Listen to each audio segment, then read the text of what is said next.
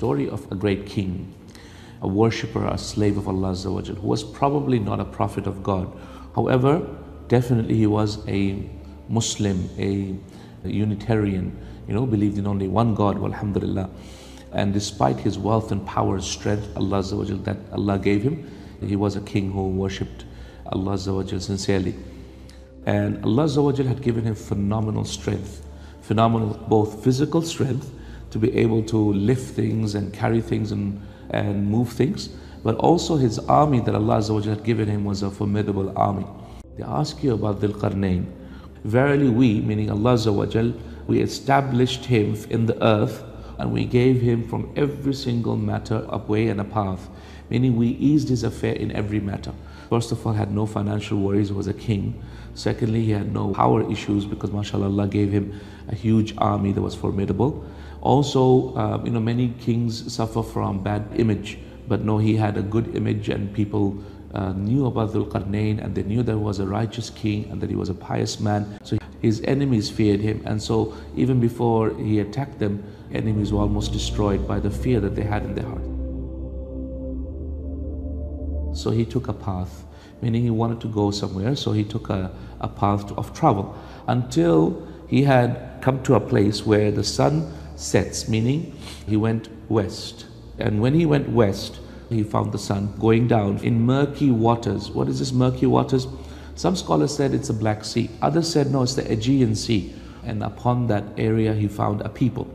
It was revealed to him, O Zul Karneyn, do you want to punish them or do you want to leave them in goodness? So what does Zul Karneyn choose to do? As for the one who has wronged himself, then we'll punish that person.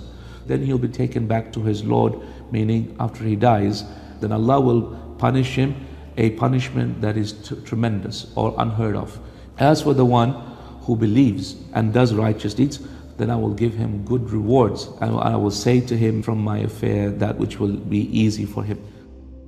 Then he decided to move on and he took another path until he reached where the sun comes up. Some said it's Africa, some said it's Asia. Wallahu ta'ala alam. This would have been in the east somewhere.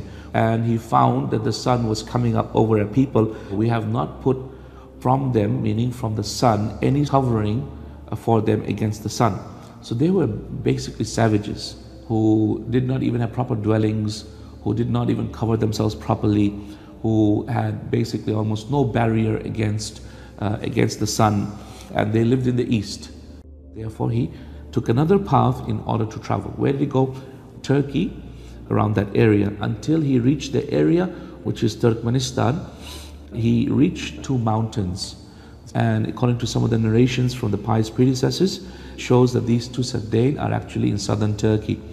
And he found that just beyond the mountains were a people he simply almost never understood what they were saying, meaning they had a very different language, they had a unique way of speaking, and he simply almost did not understand. But alhamdulillah, Allah gave him knowledge, and he had translators, and soon he understood. So what did the people say? They said, "Oh, the possessor of two horns, verily Ya'juj and Ma'juj." Who were Ya'juj and Ma'juj? Some scholars mention, or Ibn Abbas radiallahu ta'ala anhu mentions, that they were originally Turkish Mongol in origin. Other scholars mention that their origins are from the Mongolian, the Turkish, the Chinese mixed with Asian features. And however, the tafsir from Ibn Abbas radiallahu ta'ala anhu, which is authentic, mentions that their forefather was from the Turks. They were either the Tatars, Mongols, or people like them that lived in Central Asia, in that region, and unfortunately they created a lot of mischief. They said, "Oh, Zul Karneyn, verily Ya'juj and Ma'juj, these two tribes, they've created a lot of mischief on the earth. So can we pay you a fee? Can we give you some money so that you can put a barrier between us and them?" So what did he say? He said, "Look, what God has already given me is enough. Yeah, I don't need your wealth, but I'm here to help. I'm going to help you. And I can see that these people are spreading mischief.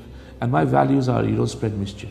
So you want me to help you? Come support me in this cause that you want me to finish. So help me with your strength, meaning with your wealth and with your money and with your people, time, effort, all types of strength. Give me all of that so that I can put between you and them a dam.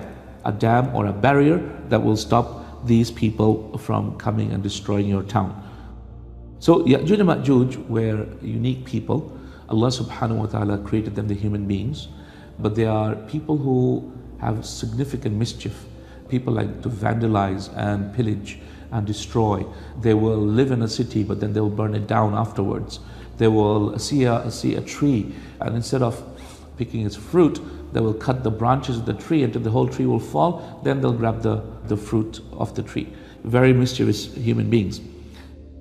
Give me blocks of iron, and they were able to bring large pieces of iron to help Zul Karnein. So what did Zul Karnein do? He created big cauldrons, started to melt the iron until he had then closed off the gap between the two mountains. He said, now breathe into it, meaning blow into these furnaces so that the iron can melt, until this iron had now become molten lava, it had become fire. Now give me copper so that I can mix copper into the iron. Now the copper, molten brass with iron forms a compound that is very strong, much more stronger than steel. This is the barrier that Zul Karnein created in order to stop Ya'juj and Ma'juj from coming. So therefore they could not pass this dam. He said, this is a mercy from Allah Azza wa Jalla. In the authentic hadith, it is narrated that every single day Ya'juj and Ma'juj is trying to get out, every single day. And they try and plow, and they dig and they dig and they dig, trying to get through, and it's very, very, very deep. So they can't get through, they can't get out, they're actually alive now. They can't get out, and every single time they dig, and then they come back, so we'll carry on next day. When they try to come back next day, they find the wall is getting wider and wider, meaning thicker and thicker. Until one day will come when they will say, Inshallah, we'll come back, and they will say, Inshallah, and then that day they will come back and they'll find that the wall has not increased, and they'll keep on digging, and they'll get out on that day. And Allah knows which day that will happen. So Zul Karnein is teaching us that even a great king, when he achieves something very big, that they attribute it back to Allah Azza wa Jalla. And remember that this is not going to stay all the time. But if the promise of Allah Azza wa Jalla comes, Allah will then destroy this barrier, and the promise of my Lord is always true.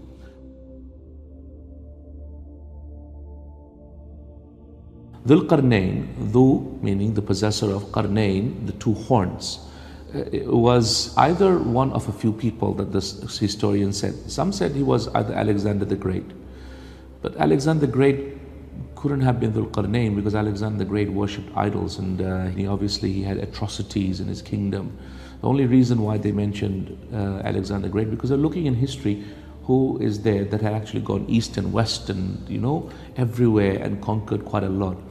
There is another one who wasn't so well known, but that is also mentioned in the Jewish scriptures as the one who conquered Babylon and freed the Israelites. So the Israelis, the Banu Israel, they praised this man whose name was Cyrus, King Cyrus. They praised him because he freed the Israelites. He used to worship only one God, only believe in only one God, and was a righteous man.